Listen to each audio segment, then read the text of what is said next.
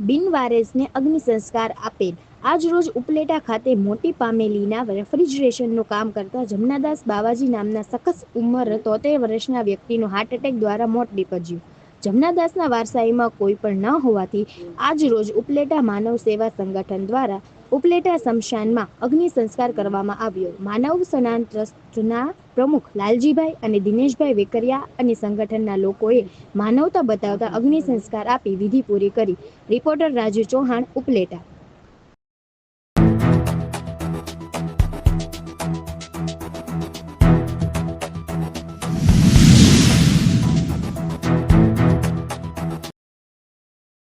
દિનેશભાઈ નરસિંહભાઈ વેકરિયા, મૂળ મોટી પાનેલી ગામ મારું. અમારા ગામની અંદર એક બાવાજીના જમનાદાસ ગંગારામભાઈ કાપડી નામના વ્યક્તિ 10 વર્ષથી ફ્રીજના કામ રિપેરિંગના કામ અર્થે ધંધો કરતા હતા. અચાનક એમને હાર્ટ એટેક આવતા અવસાન પામેલા હતા. તેથી અમે આ નવયુવાનો પાનેલી ગામના એમને ઉપલેટા PM હોસ્પિટલે લઈ અમને માનવ સેવા ટ્રસ્ટને લાશ સોંપી. અત્યારે અમે લાશને દફનવિધિ કૈલાસધામ મોક્ષ મંદિર ટ્રસ્ટ ઉપલેટામાં ગામનો અગ્નિ સંસ્કાર કરેલ છે.